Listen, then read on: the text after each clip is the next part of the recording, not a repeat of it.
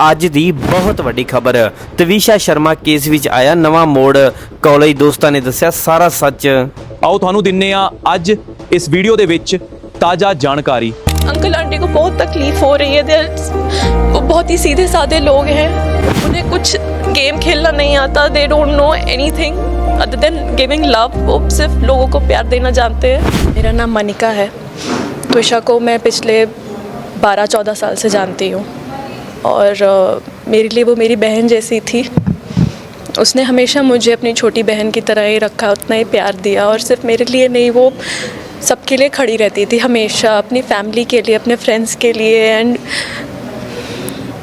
इतनी एक्सप्रेसिव, इतनी वोकल, मतलब वो कभी कोई बात अपने दिल में नहीं रखती थी।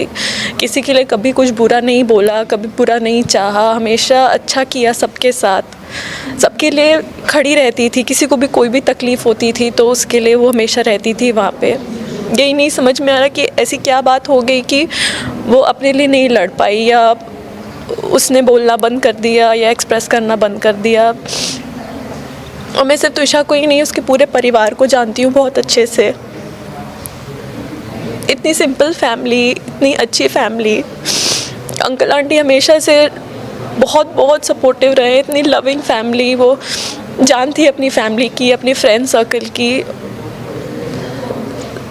समझ में ही नहीं आ रहा ऐसा क्या हो गया कि चीज़ें इतनी बिगड़ गई कि वो संभल नहीं पाई। त्विशा एक एक्टर मॉडल भी रह चुकी है और इतनी एजुकेटेड और सेल्फ डिपेंडेंट होते हुए भी उसको डोमेस्टिक वायलेंस का सामना करना पड़ा। हाँ, यही कहते हैं कि अगर लड़की पढ़ी लिखी होती है तो और सक्षम होती है तो वो अपने लिए लड़ सकती है। लेकिन यहाँ तो त्विशा बीइंग इतनी कॉन्फिडेंट, सेल्फ मेड।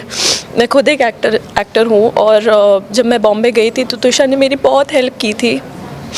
वो एक्टर, मॉडल अपने दम पर बनी, अपनी काबिलियत पे बनी और हर लाइफ की हर एक चीज़ से उसने पॉजिटिवली ओवरकम किया। उसका इतना पॉजिटिव आउटलुक था हर चीज़ को लेकर। उसने मुझे बहुत मोटिवेट किया, मेरा बहुत साथ दिया। आज जब मैं बॉम्बे में नई थी उसने मुझे बताया कि कैसे ट्रैवल करना होता है और बॉम्बे की जितनी फ़ास्ट लाइफ है उसमें उसने मेरी हेल्प की कोप करने की। सिर्फ मेरी ही नहीं, मेरी बहन की भी। मेरी सिस्टर उसके साथ बहुत टाइम के साथ रही है और उसने कभी किसी से कुछ नहीं मांगा, हमेशा सिर्फ दिया और दिया है। बहुत हेल्प किया है सबकी। तो वो पढ़ी लिखी थी, उसने MBA किया हुआ है। उसने मॉडलिंग में, एक्टिंग और मॉडलिंग में ट्राई करने के बाद, टू बी वेरी ऑनेस्ट, वो तेलुगु इंडस्ट्री में भी गई थी, हैदराबाद में भी थी। लेकिन उसने लॉकडाउन के बाद जब इंडस्ट्री की हालत ज़्यादा ठीक नहीं थी तो उसे यही लगा कि मेरा यहाँ कोई फ्यूचर नहीं है। और उसने एक बहुत ही बोल्ड डिसीजन लिया कि जो उसने खुद ने एक अपना करियर बनाया था, उसने ये बोल्ड डिसीजन लिया कि अब मुझे ये नहीं करना है और मैं MBA करके मैं अब कंटिन्यू करूँगी, जॉब करना चाहती हूँ मैं। उसको यही लगा कि यही उसके लिए सही है। तो वो बॉम्बे से हैदराबाद गई, हैदराबाद से फिर उसने सब छोड़कर, और इस सब बातों को 4-5 साल हो गए हैं। इतना स्ट्रगल करने वाली लड़की थी, ब्रेव लड़की थी, तो इतना बोल्ड स्टेप उठा सकती है, एक्सट्रीम स्टेप? हमें बिल्कुल नहीं लगता, किसी को भी जो भी त्विशा को थोड़ा भी जानता है, मैं तो उसे 14 साल से जानती हूँ, उसकी पूरी फैमिली को जानती हूँ, जो थोड़ा भी जानता है, हमें नहीं लगता कि वो ऐसा कदम उठा सकती है। वो इतनी कमज़ोर नहीं हो सकती कि वो इतनी जल्दी हार मान जाए। उसने इंडस्ट्री में अपने दम पर अगर एंटर किया है तो आपको भी पता होगा कि कितना बोल्ड, स्ट्रॉन्ग रहना पड़ता है सब चीज़ों में। मैं खुद इन सब चीज़ों से वाकिफ़ हूँ। तो हमें किसी को भी नहीं लगता ये बहुत गलत बात अगर ये कह रहे हैं। अगर ऐसा कुछ हो ही नहीं सकता कि वो ऐसा कुछ कर सकती है। हम तो बस सच्चाई सामने लाना चाहते हैं। अगर जो र्यूमर मीडिया में फैल रहा है या फिर सोशल मीडिया पे भी कुछ बातें कही जा रही है, उसमें कुछ सच्चाई है? देखिए, अपनी तरफ से जो भी रूमर्स फैलाना चाह रहे हैं वो कुछ कैरेक्टर असैसिनेशन करने की कोशिश की जा रही है। उनके फैक्ट्स ही राइट नहीं हैं। अगर देखा जाए तो 2021 में वो हैदराबाद से सब कुछ छोड़ के आ गई थी। उसने अपनी MBA कंप्लीट किया है नरसी मुंजी से, उसकी डिग्री है। मैं उसको बहुत हेल्प करती थी क्योंकि उसके थोड़े टाइम पहले ही मैंने भी कंप्लीट किया था, तो असाइनमेंट्स में बहुत हेल्प करी है हमने एक दूसरे की।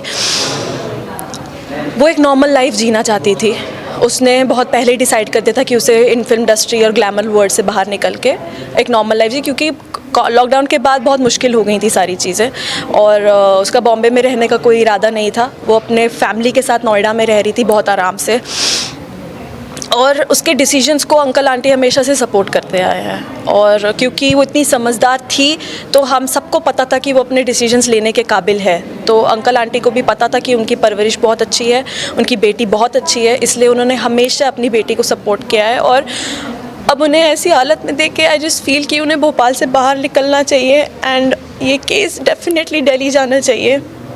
अंकल आंटी को बहुत तकलीफ़ हो रही है, वो बहुत ही सीधे साधे लोग हैं, उन्हें कुछ गेम खेलना नहीं आता, they don't know anything other than giving love. वो सिर्फ लोगों को प्यार देना जानते हैं। उन्हें बहुत तकलीफ़ हो रही है, जो उन्होंने खोया है वो हम नहीं सोच सकते कि उन्हें कैसा फ़ील हो रहा होगा। अब एटलीस्ट सबसे यही दरख्वास्त है पूरी जनता से, जिन्होंने हमें हमेशा आज तक अभी तक सपोर्ट किया है, यही चाहते हैं हम कि उन्हें आप हेल्प कीजिए प्लीज़, और कोशिश कीजिए कि ये केस भोपाल से निकल कर, हमारी यही अपील है, ये केस भोपाल से निकल के किसी भी हाल में दिल्ली जाना चाहिए। अंकल आंटी को वहाँ पे बहुत प्रॉब्लम्स हो रही हैं, उन्हें वहाँ नहीं रहना चाहिए, क्योंकि वहाँ फेयर हमें नहीं लगता वहाँ पे कुछ भी बहुत फेयर हो पाएंगी चीज़ें। तो यही हमारी डिमांड है। अंकल आंटी चाहते हैं कि तुषा का सेकंड पोस्टमार्टम हो, उसमें उनकी हेल्प हो, और भी दिल्ली एम्स में जो भी उनके डाउट्स हैं वो वैलिड होंगे, क्योंकि कोई भी माँ बाप नहीं चाहेंगे कि उनकी बेटी इन जो प्रोसीजर्स होते हैं उससे गुजरे। सर मेरा नाम राशि है, हम क्लोज थे, वो बहुत सपोर्टिव थी। आप हर न्यूज़ चैनल पे सुन सकते हैं कि वो कितनी अच्छी थी। आप समझ रहे होंगे इतने सारे लोग अलग अलग शहरों में आ रहे हैं उनका सपोर्ट करने के लिए, जो उनको जानते थे। हम और कुछ नहीं चाह रहे हैं, हम बस 3 पॉइंट्स चाहते हैं जिस पे हम सब अटल हैं। हमें इंसाफ चाहिए है, तो हम चाहते हैं कि सेकंड पोस्टमार्टम हो। हम चाहते हैं कि सब, अगर कोई प्रॉब्लम नहीं है तो सेकंड पोस्टमार्टम में प्रॉब्लम क्यों आ रही है, हमें क्यों फेस करनी पड़ रही थी प्रॉब्लम एक सेकंड पोस्टमार्टम कराने में। हम चाहते हैं कि सेकंड पोस्टमार्टम के लिए हमें इजाज़त मिले ताकि हम करा पाएँ। हम नहीं चाह रहे हैं कि डिले हो या कोई एविडेंसेस चले जाए, इसीलिए हमें सेकंड पोस्टमार्टम ऑन प्रायोरिटी चाहिए। हम चाहते हैं सब अपनी आवाज़ उठाए सेकंड पोस्टमार्टम के लिए। हम चाहते हैं कि अदर देन सेकंड पोस्टमार्टम ये केस दिल्ली सुप्रीम कोर्ट में ट्रांसफ़र हो जाए, ताकि हमें जस्टिस मिले। ऑन इमरजेंसी एक केस हम ट्रांसफ़र कर सकते हैं सुप्रीम कोर्ट में, तो हम चाह रहे हैं कि ये केस सुप्रीम कोर्ट में ट्रांसफ़र हो जाए, दिल्ली सुप्रीम कोर्ट। और तीसरी चीज़ हम चाहते हैं कि SIT should be monitored by the Supreme Court, because we want the justice to come out, and if it is monitored by Supreme Court no tampering can be done, which we are scared of. We are not blaming anybody, we are just stating our facts कि हमें ये चाहिए और हमें इससे ज़्यादा कुछ भी नहीं चाहिए। तुषा के जो हस्बैंड है उन्होंने एंटीसिपेटरी बेल के लिए अप्लाई किया है, तो इसके बारे में क्या कहें? उन्हें बेल नहीं मिली है। कल आप देख सकते हैं न्यूज़ में भी आ गया है कि उन्हें बेल नहीं मिली है। उनके ऊपर एक रिवॉर्ड है 10,000 का, जो भी उन्हें ढूंढ पाएगा। Yes, he is absconding. So तो अभी उनकी जो सास थी वो जज थी, तो इससे जो जांच में कुछ या फिर इन्वेस्टिगेशन में कुछ प्रॉब्लम हो रहा है या सिस्टम पे वो दबाव डाल रही है, आपको क्या लग रहा है? सर हम ये तो नहीं बता सकते कि कौन दबाव डाल रहा है, कैसे डाल रहा है, क्या डाल रहा है, पर हमें ये पता है कि हमें प्रॉब्लम्स फेस करने पड़ रहे हैं। It is not that easy for us. मेरा नाम अनुष्का है। मैं तुषा को करीब से जानती हूँ, हम दोस्त रहे हैं बहुत सालों से, तो as a family friend sister like बोल सकते हैं।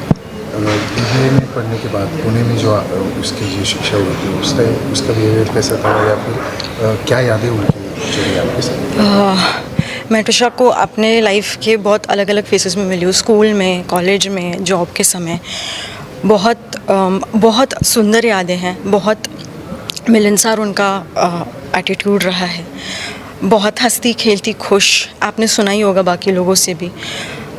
Very full of energy, very kind, always there to help people, चाहे हमारी बात हुई हो नहीं हुई हो, कुछ दिन हो गए हो, जो भी बात है, ऐसा उनसे मिलके हमेशा लगता था कि ये कोई अपनी है और मैं उसकी अपनी। तो मैं ये कहना चाहूँगी कि उसका दिल बहुत बड़ा था और बहुत साफ था, बहुत हेल्पिंग सपोर्टिंग नेचर हमेशा रहा है उसका। तो घर में जो शादी के बाद जो उनको तकलीफ थी, कभी उन्होंने शेयर किया आपके साथ? नहीं, खैर हमारी तो इतनी इस बारे में कोई बात नहीं हुई, बट जो मैं पढ़ रही हूँ चैट्स के द्वारा या जो मैं सुन रही हूँ फैमिली के द्वारा, उससे साफ पता चल रहा है कि वो बहुत परेशानी में थी। अभी फैमिली उनकी डिमांड कर रही है कि जो भी कुछ आगे जांच है, सेकंड पोस्टमार्टम या SIT हो, तो इसके बारे में आप फैमिली के साथ है?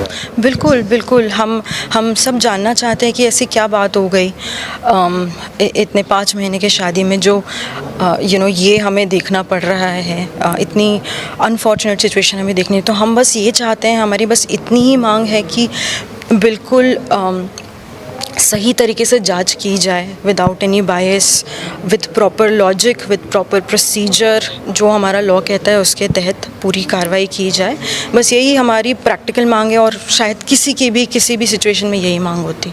बस हम चाहते हैं कि और देरी ना हो, और जो हम पहले भी कह चुके हैं कि SIT करी जाए और सुप्रीम कोर्ट द्वारा मॉनिटर की जाए कि ये केस सुप्रीम कोर्ट में लिया जाए दिल्ली में, और PM2 किया जाए। आई थिंक ये बहुत रीज़नेबल हमारे आस्क्स रहे हैं, फैमिली के आस्क्स रहे हैं, एंड हम यही चाहते हैं कि जो सपोर्ट अभी तक हमें मिला है वो इन चीज़ों पे भी हमें मिलता रहे, ताकि हम एक्चुअल में जस्टिस पा सकें। She was a very beautiful girl, and in 2010 batch, she is from 2011, और उस वक्त भी she was a diva, means उसका जो fashion sense था, and she is a very beautiful girl, and very smart also. She has taken part in many beauty pageants.